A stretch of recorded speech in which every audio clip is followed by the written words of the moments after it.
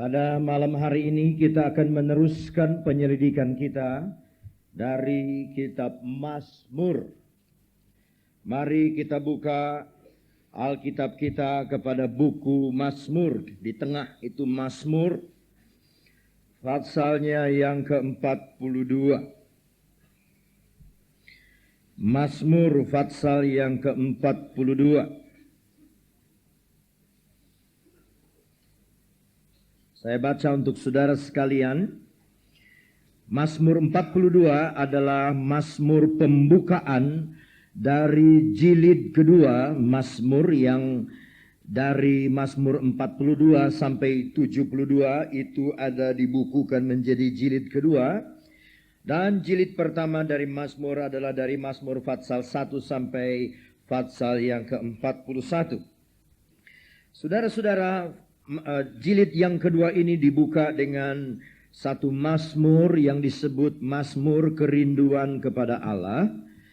Tetapi saya ingin memberikan judul kepada Mazmur ini sesuai dengan khotbah saya pada malam ini mengenai bebas dari kegelisahan. Untuk pemimpin biduan, nyanyian pengajaran Bani Korah.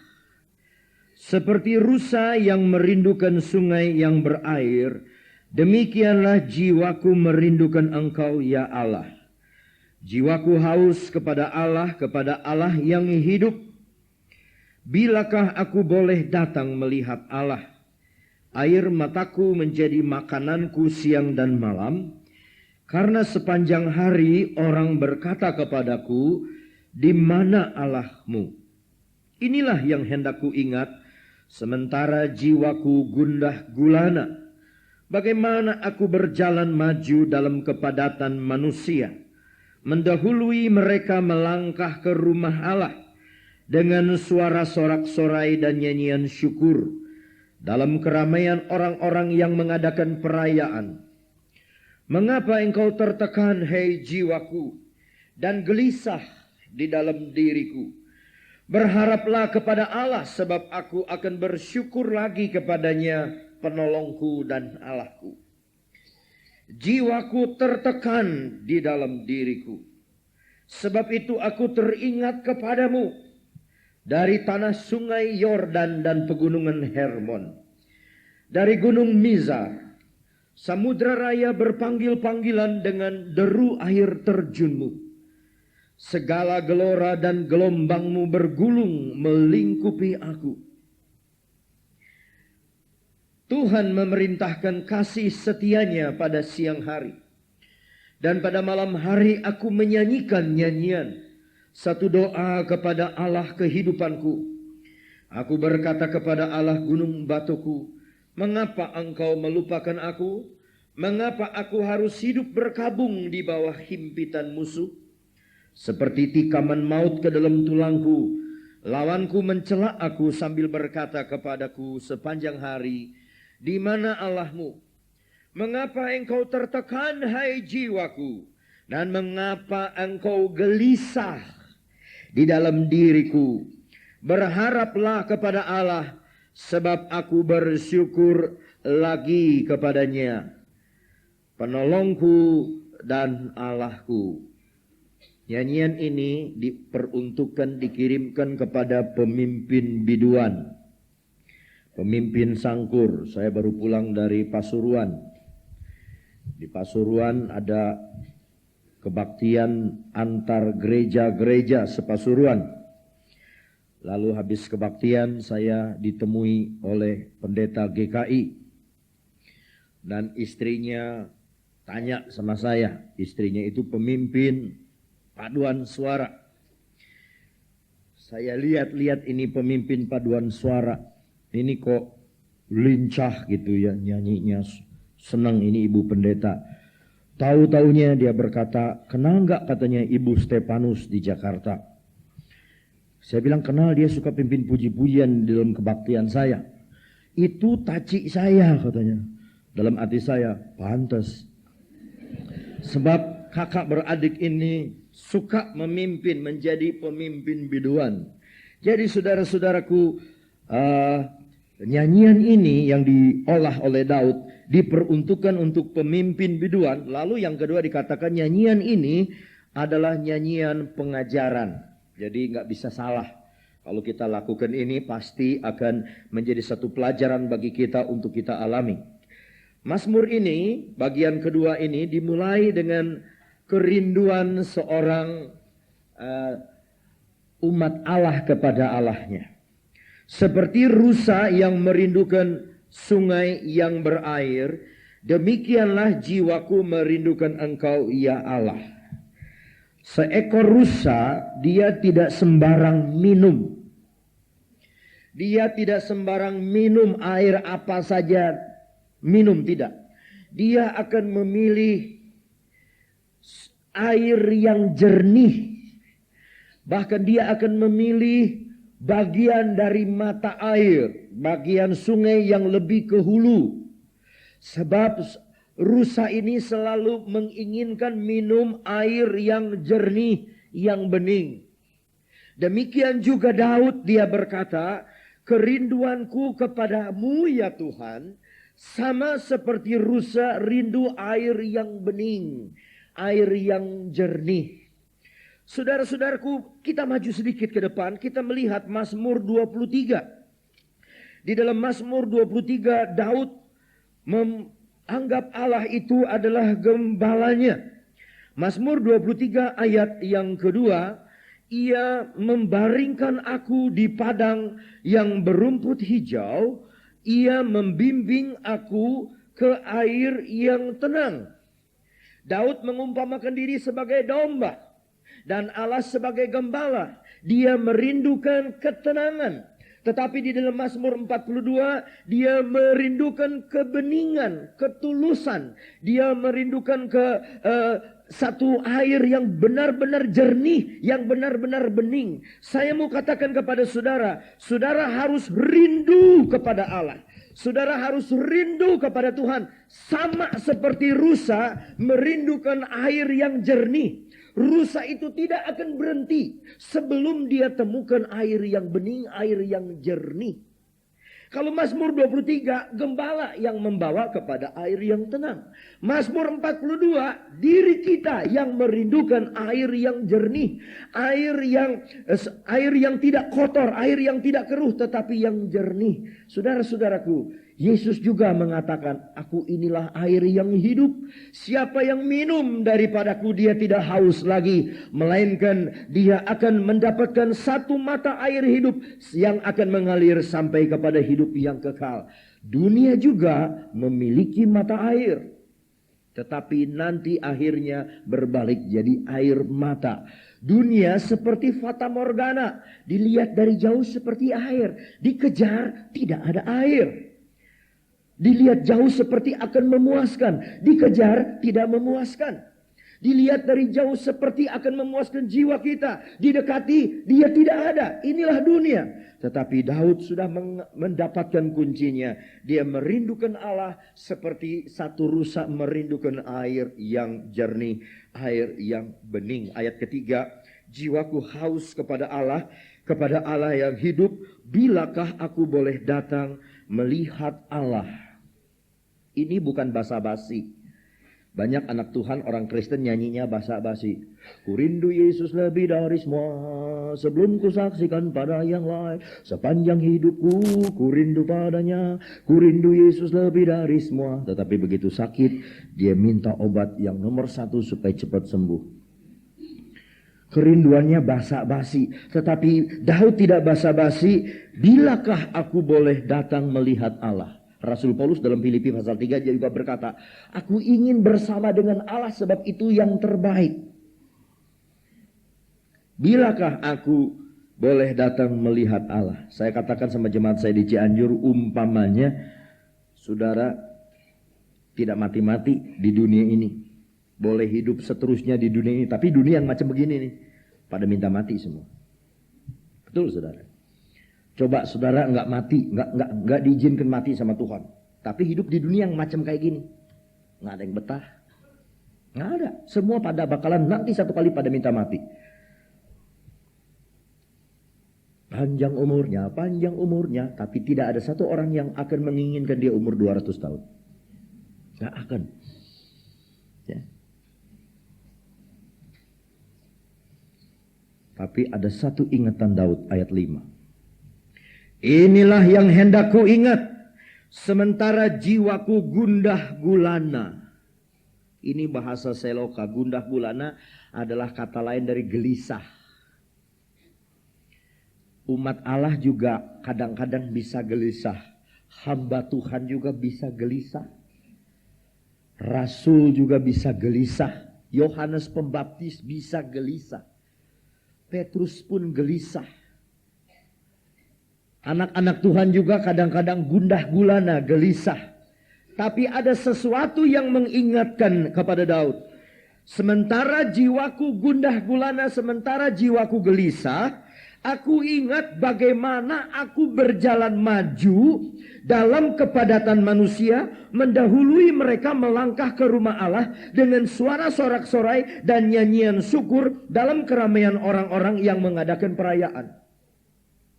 Jadi ketika ada hari-hari raya Paskah, hari raya bunga-bungaran, hari raya pondok-pondok, itu Daud kalau datang di rumah Allah, dia mendahului orang lain.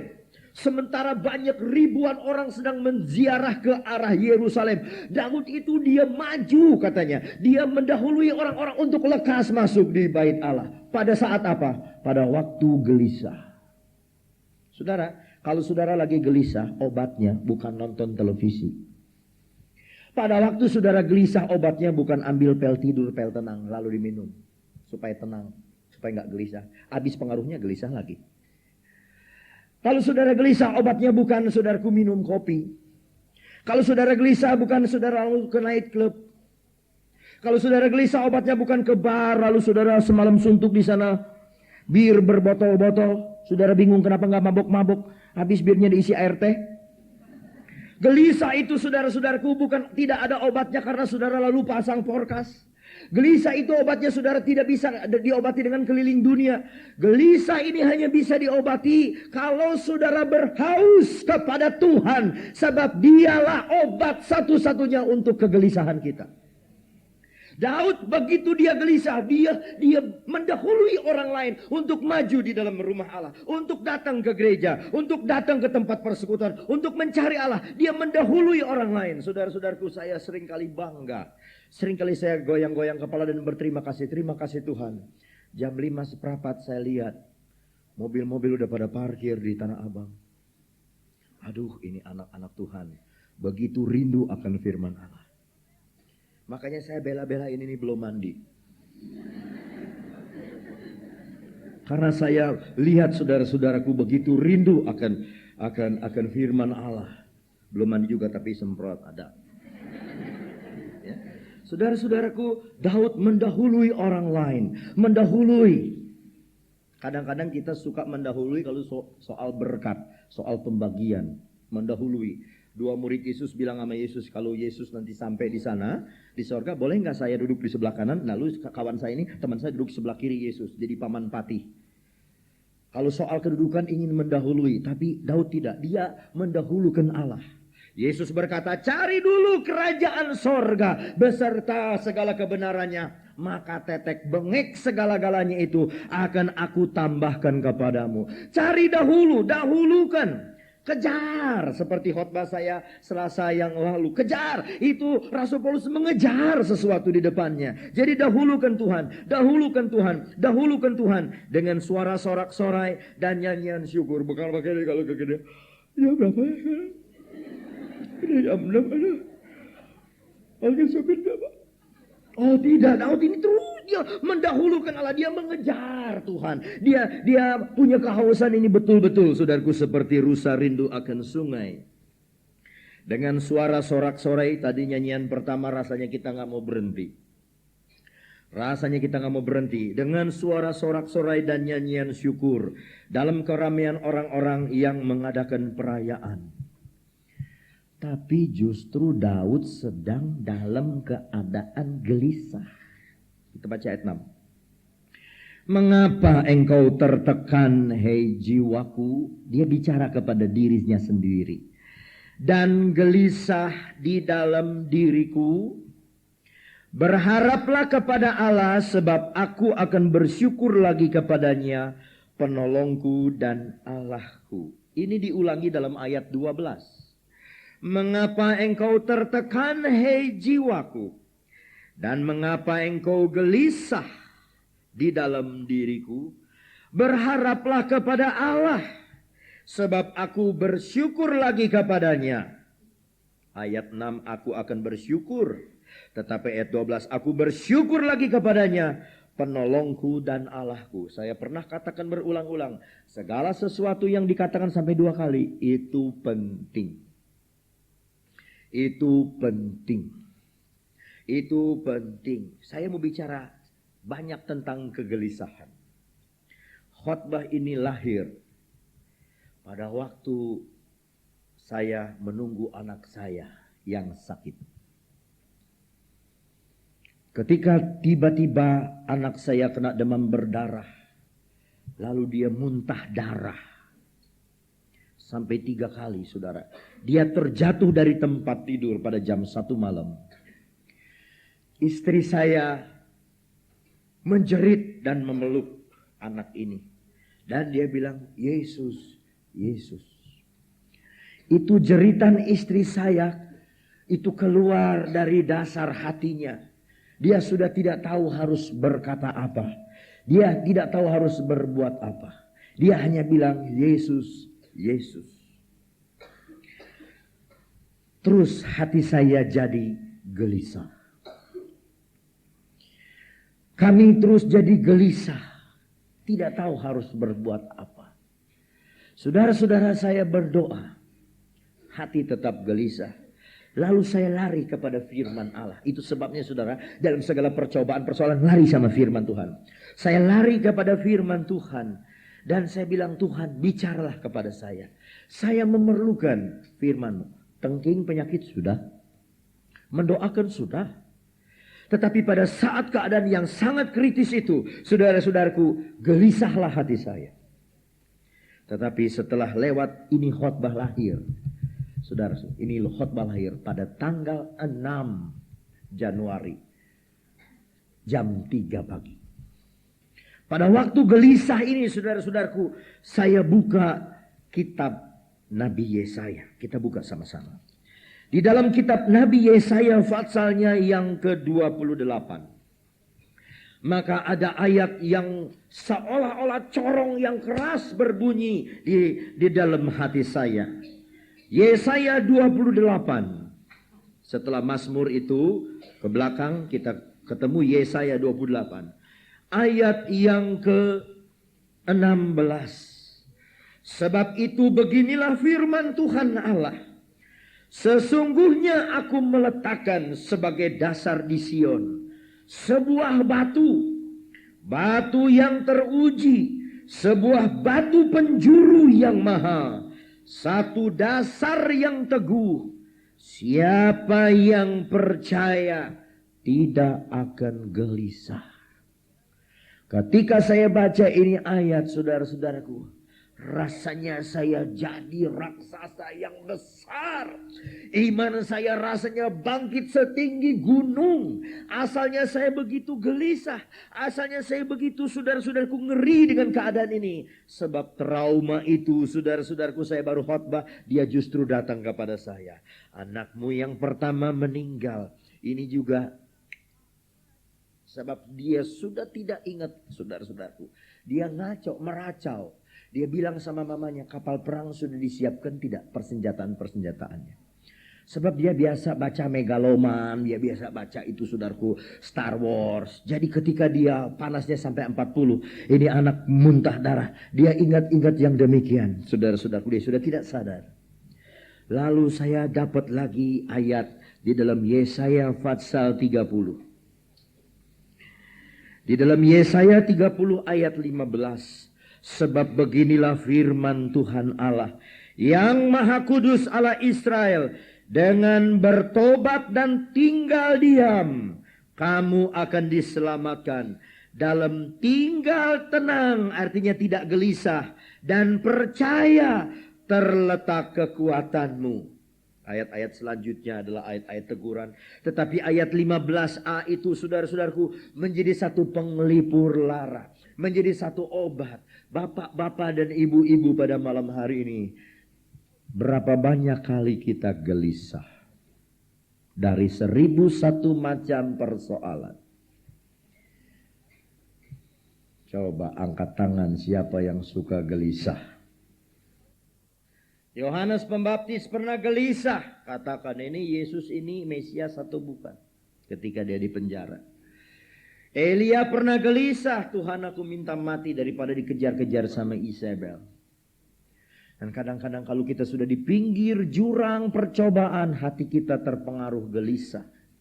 Gelisah, gelisah, gelisah. Tetapi kita mau ingat dan mau lihat janji Yesus Kristus di dalam Injil Yohanes. Injil Yohanes, saudara-saudara, pasal yang ke-14. Yohanes pasal yang ke-14 ayat 1. Janganlah gelisah hatimu. Saudara bisa bilang amin. Percayalah kepada Allah, percayalah juga kepadaku. Yesaya 28 ayat 16 tadi. Siapa yang percaya kepada batu ini tidak akan gelisah. Sekarang batu ini bicara, Yesus sendiri. Jangan gelisah hatimu, percayalah kepadaku. Saudara mau percaya kepada Yesus? Jangan gelisah. Ayat 27 dari Yohanes 14 ayat 27. Damai sejahtera ku tinggalkan bagimu, damai sejahteraku aku berikan kepadamu, dan apa yang ku berikan tidak seperti yang diberikan oleh dunia kepadamu. Janganlah gelisah dan gentar hatimu. Jangan gelisah, saudara, kata firman Allah. Berarti Yesus tahu murid-muridnya dalam keadaan gelisah. Dia pun tahu keadaan hati kita jikalau kita gelisah.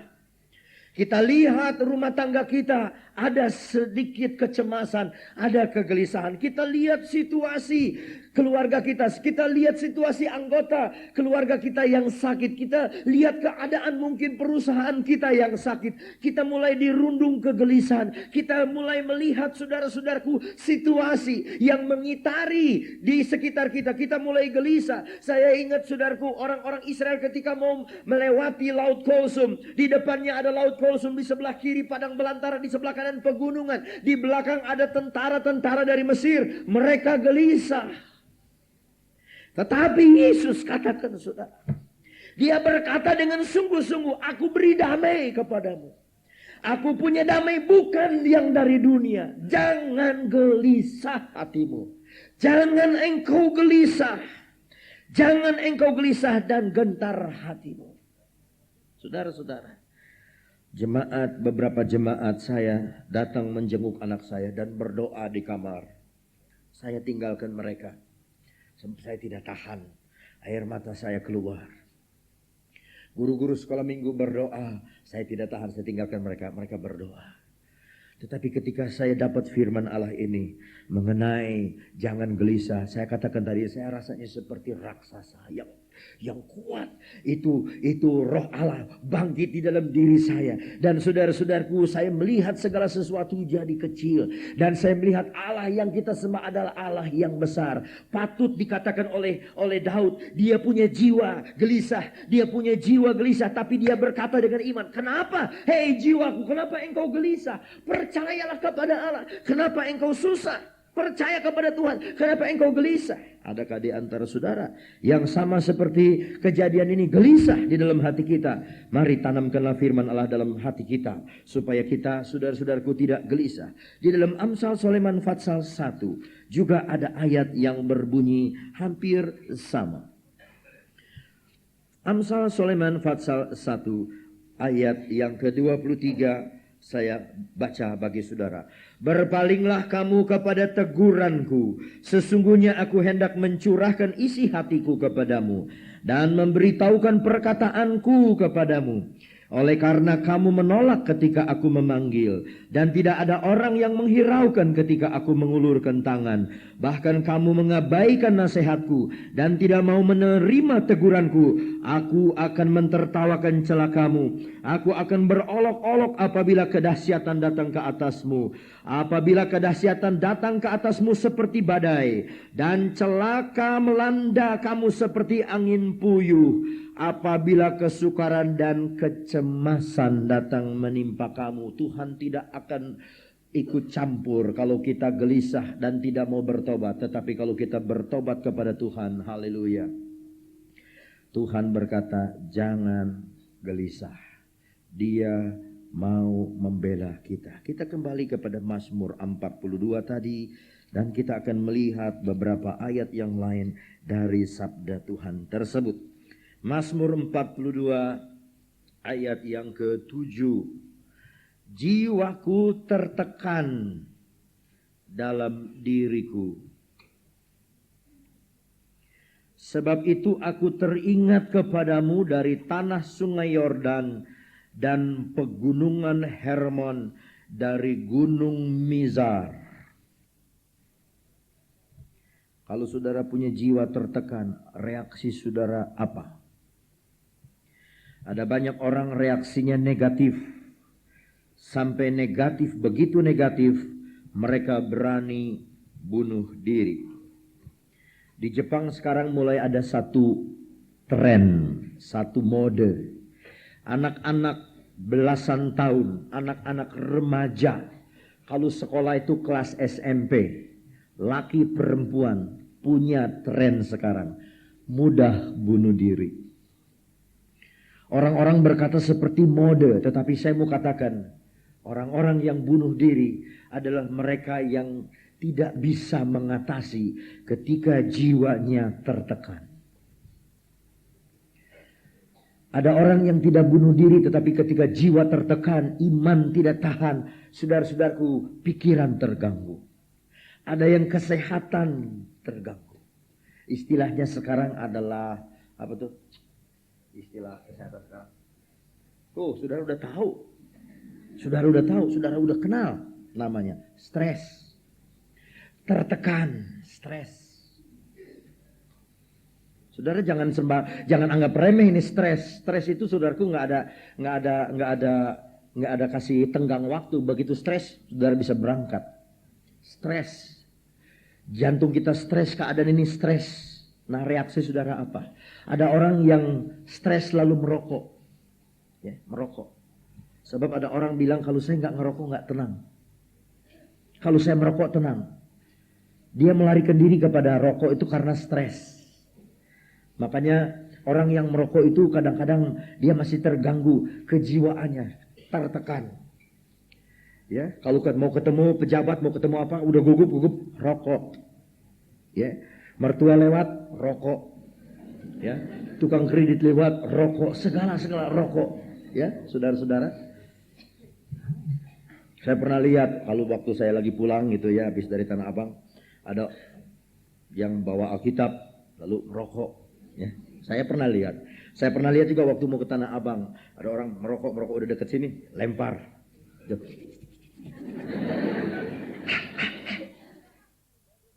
Ada orang lari kepada dukun, ada orang lari kepada morfin, heroin karena mau melarikan diri daripada tertekannya diri ini, tertekannya jiwa.